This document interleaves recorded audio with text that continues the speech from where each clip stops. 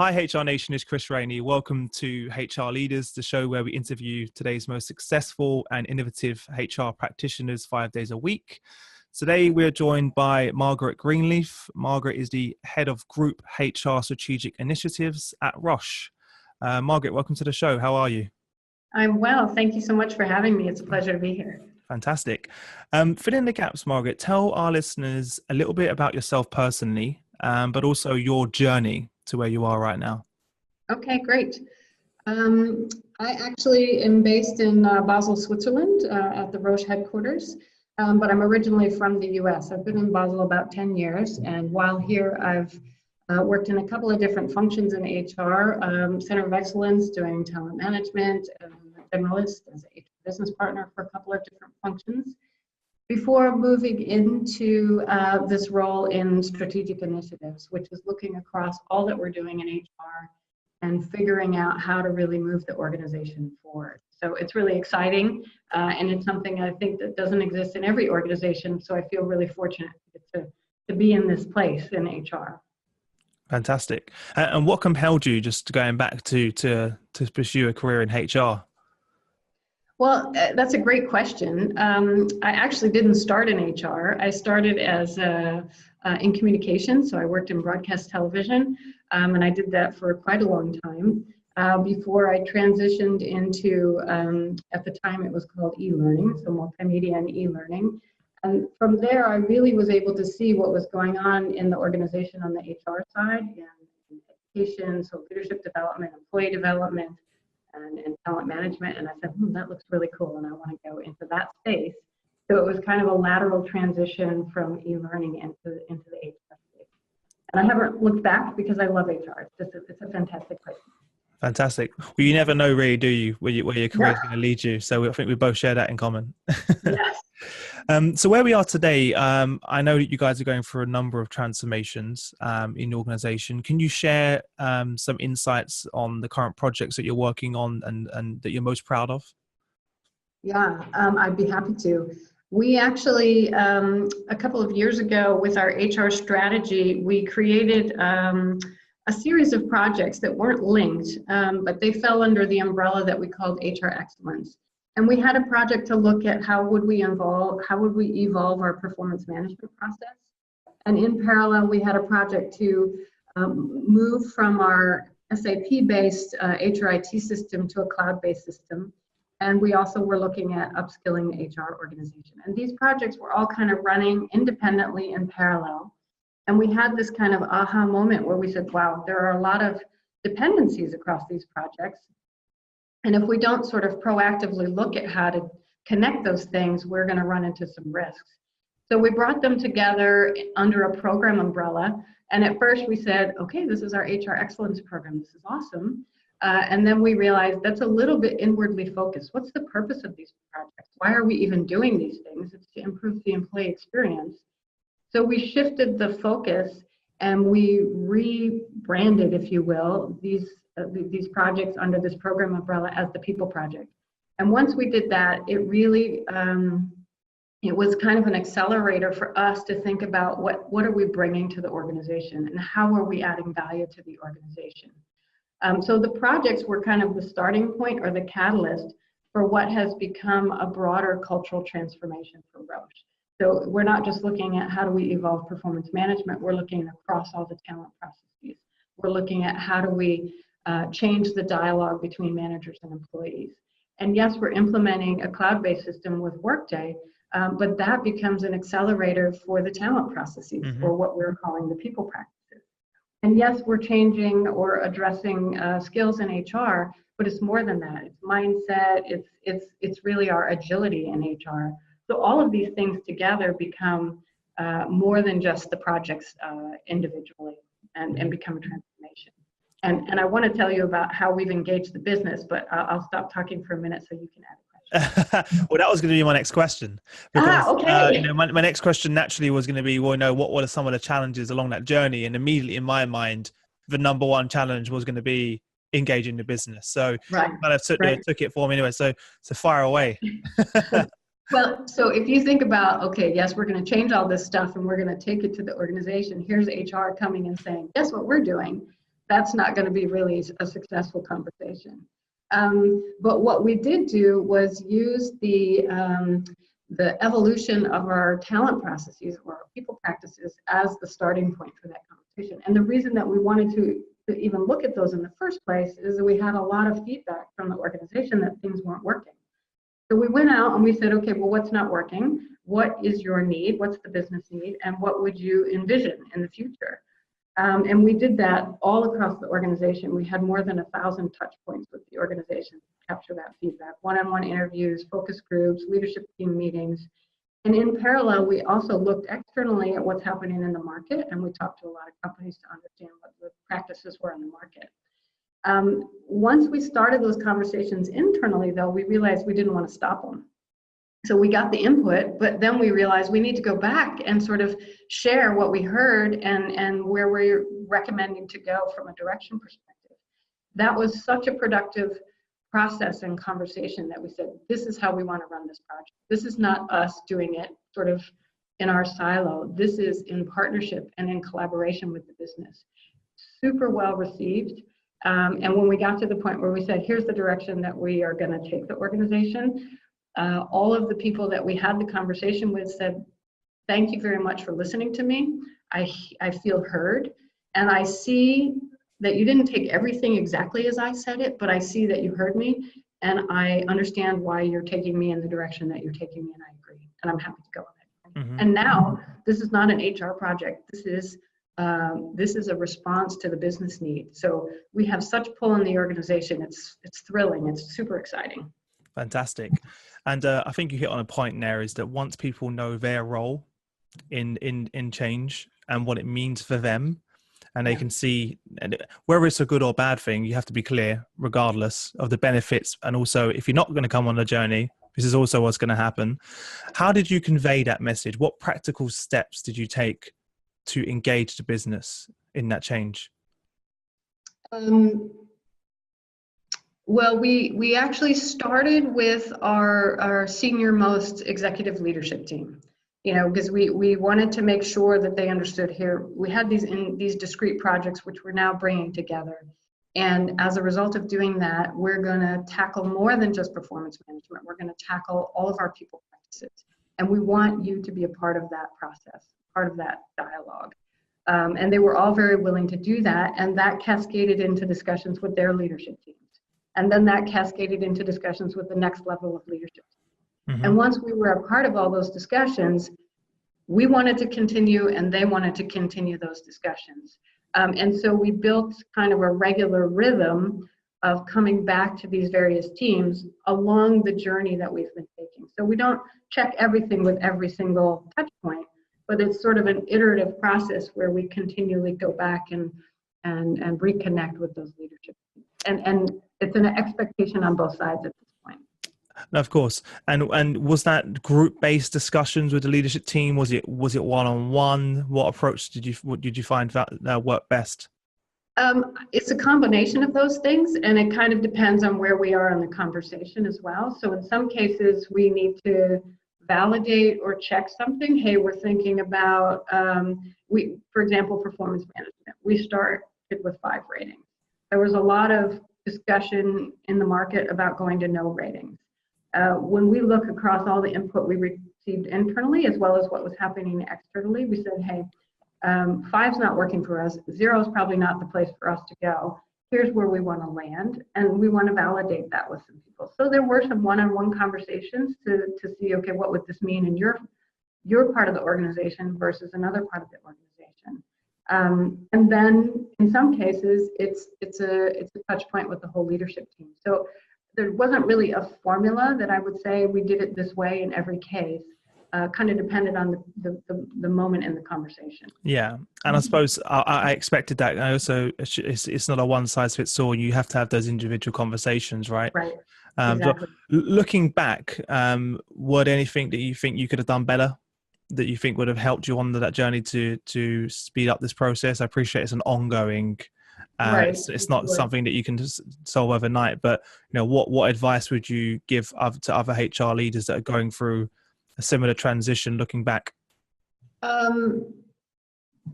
The one thing that I would say, and this is not necessarily connected to the overall transformation, but within the context of the Workday implementation, there are some things that require some rethinking. And the one that comes to my mind is how we think about our job profiles and our job catalog. And that's a big chunk of work. And it really is directly linked to how effective the functionality of Workday is when we implement that. And of course, it's connected back to the processes. If we had the time to think more deeply about that catalog and what that means for the organization on the front end, I think that would have made our journey a little bit easier along the way. Mm-hmm. I'm not sure that, and hindsight is 2020. I'm not sure that you can know all those things at the beginning of a transformation. Yes. Yeah. But if I could do it over, I'd like to have more front end work on that piece.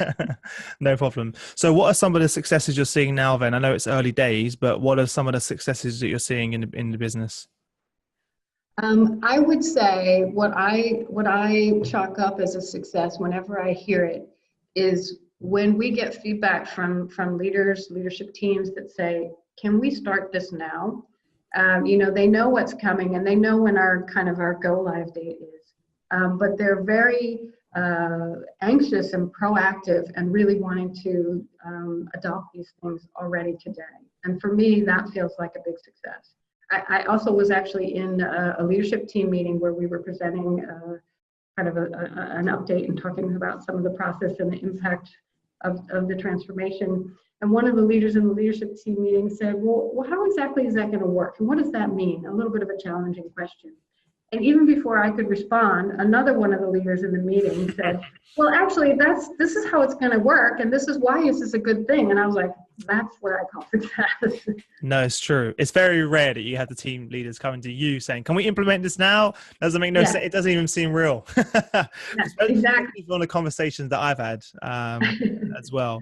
What did you, I didn't think we touched on this earlier, but what approach did you take to there's always the early adopters, there's guys in the middle, and then there's just people that are just, not bought in. And the reality of the situation is that that's going to happen. How did you approach those guys? How did you deal with that?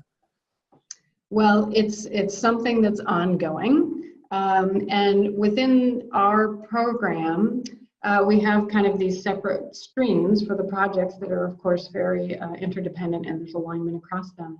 But over the entire program, we've implemented a change management office. And this change management office is looking at what's happening in each of these streams, as well as where the organization needs are, where there's resistance, where there's kind of questions or concerns. And we have a plan, an overall plan, but of course we're adjusting and adopting as we go to take into consideration where we have, dips in terms of people's excitement or understanding of what's coming and what that means. And again, I assume it's just really, everyone's going to have a different reason why or how it's affecting them. So it just requires that one-on-one attention to walk them through the process and listen to where they are. And again, unfortunately, not everyone is going to fit into the picture, and that's also something that as a business you have to be transparent about too, because that's just part of the journey. And I think we do see that, as we go on this journey, there are different moments in time where people have different reactions. So in the beginning, they're maybe reacting to the fact that change is coming. I don't like that. Later, they're reacting to a very specific element of the change and how it impacts them in their job. So as you say, people are going to react differently, and some are going to be more resistant than others. But I would have to say at the point that we are on the journey now, we're feeling pretty good about the organizational readiness and response forward. Perfect. Outside of the sort of change and transformation that you've been through, what would you say is your area of expertise?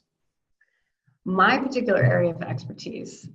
So my background has been primarily in centers of excellence. So in leadership development, learning and development, change management, talent management.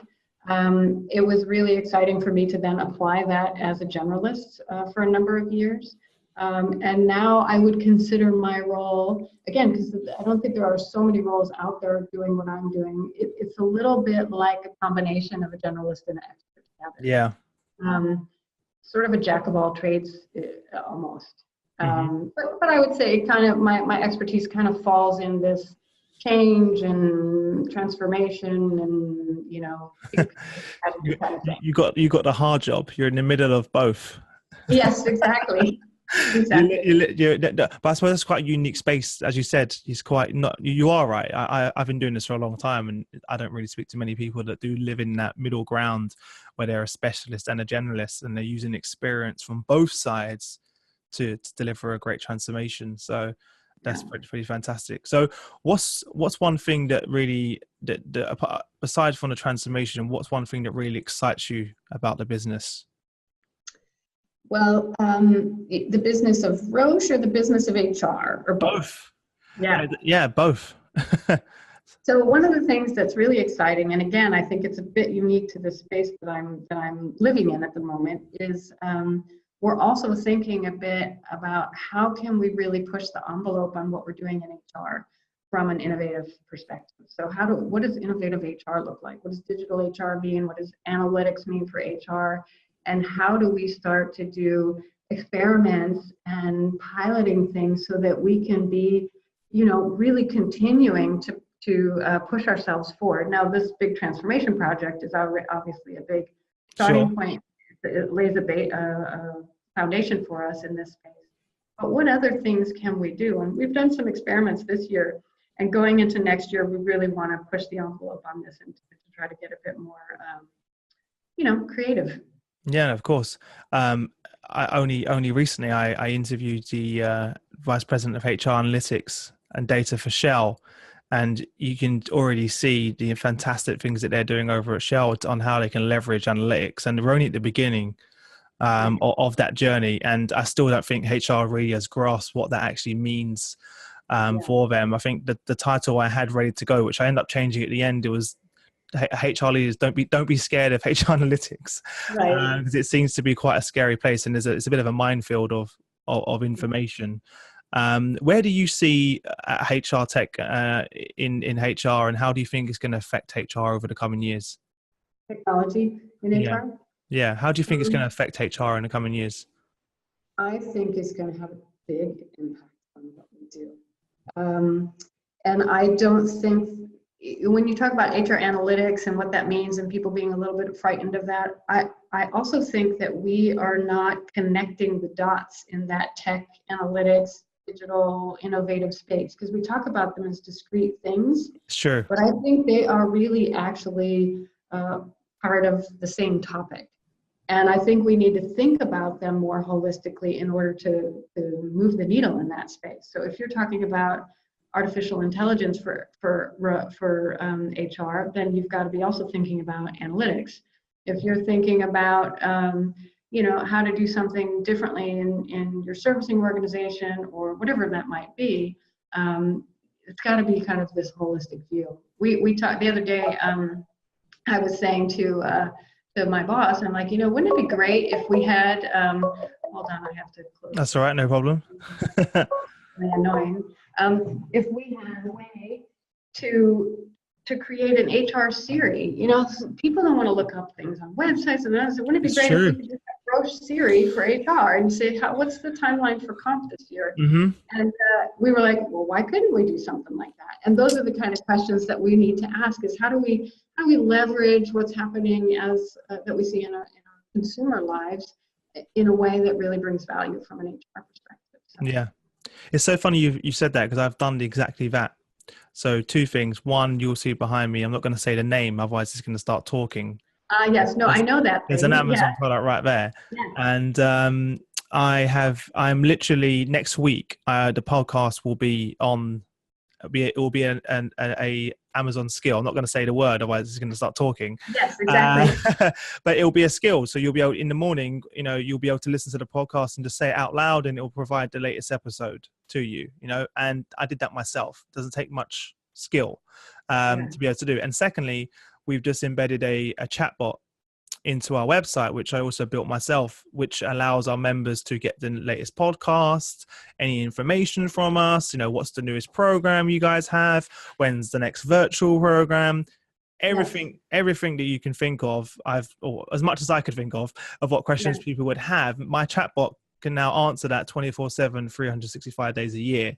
And I think there's huge potential in HR to have. So it is so, and to give you an idea, my chatbot costs £5 a year. Just to put that into context for a second.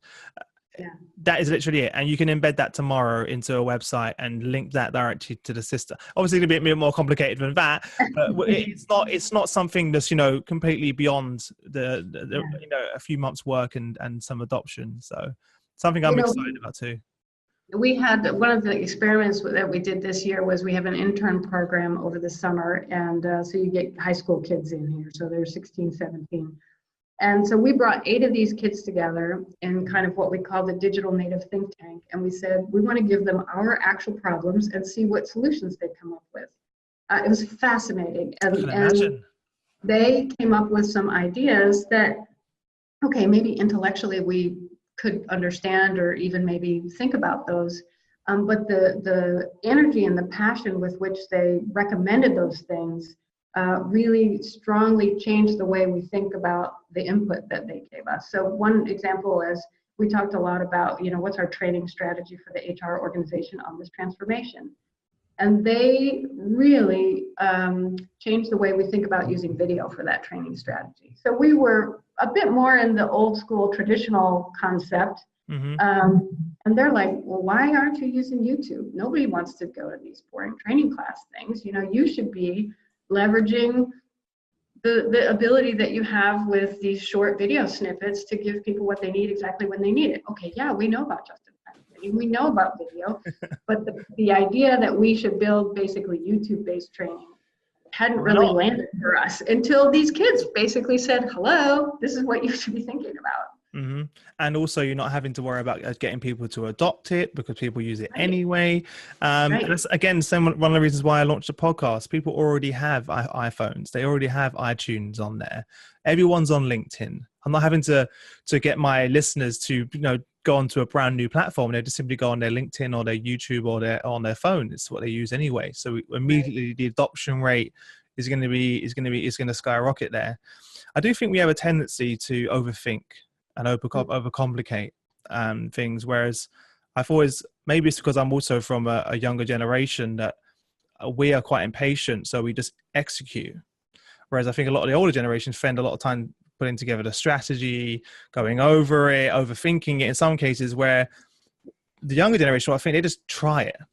Yeah. And just go for it. And if it works, fantastic. If not, then you've learned a lesson. So either way, you've won on that. So fascinating. What other insights what other questions did you pose the group?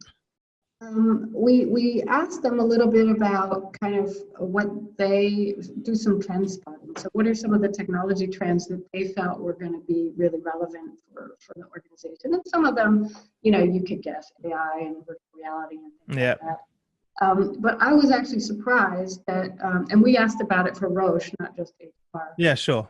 That these kids who are pretty young and don't really know much about Roche as a business landed on 3D printing and had some interesting insights in terms of how would 3D printing potentially impact us. Now, we do have that happening already some places of the organization, but I think we underestimate the capabilities of the input that we could be getting from people in our organization, especially in this younger generation. Now, they're not even old enough to be really working here, but they really did a fantastic job providing some interesting insights. I think every company should do that. I think that's a fantastic idea. I don't know why everyone. How did you come up with that, by the way? Was that something that was I'll tell you, interestingly, I have 3 kids, and my oldest is 17 now, and I was 16 when I came up with the idea. And we had just been talking about technology and using some stuff, and as I was coming into work on the tram, I'm like, wouldn't it be great if I had somebody like Riley that I could leverage all the time to bounce these ideas off of us? And I was like, well, why don't we just use them, because we have a program, let's put them in a room and use them. Yeah. So we're going to try to do it again next year for sure. That's fantastic. Let's get them in a room before the creativity is beaten out of them. Or Exactly. I think even my my nephew who's 6. He blows my mind with technology sometimes, and what he's using and how he's thinking about things. And he's learning to code at the moment. He's on a sort of an online course, and a few weeks after, I go back to the course with him, and I don't know what he's doing. I literally generally don't. I'm quite a tech savvy person, and the fact that a 6-year-old is further along on coding than me, my ego took a bit of a hit. But it just shows you how incredible the insights of a child is, because they have no boundaries. Right. They haven't been told that you can't do that or that isn't possible. And I think that's part of the education. We can go into a longer story about that, but it's very, very fascinating. Thank you for sharing that insight. That leads us quite nicely onto the quick fire round, where I'm going to ask you 5 questions, and you have no longer than 30 seconds to give us some amazing answers. Are you ready? Okay, well, you make me nervous. There's the pressure on. What was the number one thing that was holding you back from becoming a senior leader in HR? I think probably the idea that there was some magic book out there of all the right answers. Like all these other people had that book. They knew what it is that it took to do this. And somehow I wasn't in that club. I didn't have that knowledge. My observation now being a senior leader is, of course there's no magic book. It's just, it's just about living it and doing it and, doing the best that you can. So I think that probably was obviously your own stories to yourself. No, of course. Fantastic. On that point, what's the best, what's one book you'd recommend to our leaders, and why? I'm going to recommend something that's probably not on the list that you would expect. And so I do read business books, but I also spend a lot of time reading the same books that my kids are reading, because I want to sort of stay current with what they're doing. And my son read this book the other day called Ready Player One. So this is kind of a fiction book, but it was fascinating to me because it had a lot of kind of future trend spotting ideas. It really has sparked a lot of thinking on my side about what the questions you asked earlier. What is technology going to mean to us in the future? What is that going to translate to in HR? Now, this is a very kind of future-looking fictional book, but I just found it fascinating. Well, if you look at where we are now, and we said this 10 years ago, what we're talking about now would have been fiction then. Exactly. And that's the reality. That's the reality of the situation. Yeah, look at that little thing that you have in the background there, and I'm not going to say the name of it, but isn't it? Yeah, don't worry, I can't hear you. You can only hear me. Okay, good. The amount of times it goes off during the days, you wouldn't believe. What's the best piece of business advice you've ever received? Actually, it came early in my career, and I had a mentor along the way who just dropped me in. So I'm not sure it was advice, it was actually experience. He basically said, here's this thing, and you need to go do it, and I'm leaving. And, it was kind of trial by fire. And that experience, and of course coming through it and being successful, was it was super grounding, because I even now look back to that and say, you're going to figure it out. You're going to be able to do it. There is not necessarily a right and a wrong. You're going to find your way. You're going to be able to do it. It builds strength, right? I think as well, and self-belief that you've pushed through. And I've been in many jobs where I've just been thrown into the fire. And those are the best things, because when you do come out, you come out with real confidence that you've achieved something there, and it leads you into. Sometimes when you go into quite an easy situation, you kind of overlook that because you've been in a very difficult challenge before, so it sets you up for that. I certainly had that when I was 17 years old, and I was given a pile of paper that higher than me at the time on the desk, no computer. This is a long time ago. And said, you have to call that big pile of paper. And it was a big pile of about 1,000 pieces of paper, and every single page had a HR director on it and a phone number. And I was 17 years old, and I said, I want you to call all of those numbers, and I want you to invite all of these HR directors to a conference. You can only imagine how terrifying that was. And I had another piece of paper, which was the words that I had to say. And that was it. And then literally that was my training, that. And then I had a file of facts with Monday to Friday on, and that was it, and a diary. And I didn't see my manager till the end of the week, until they said, how are you getting on? But I think, a lot of people failed and a lot of people left immediately. I think out of the 10 people that started with me, 2 survived, literally. But coming out on the other end of that, it was so exhilarating. So I can certainly relate to that.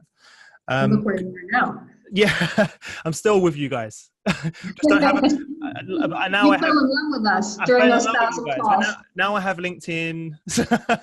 makes it a bit easier. I have a computer, so things have gone a long way since those days.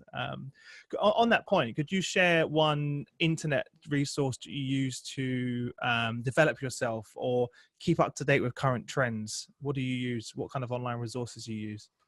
I would say my 2 favorites are probably CEB and Harvard Business Review. Those are the 2 that I use the most frequently.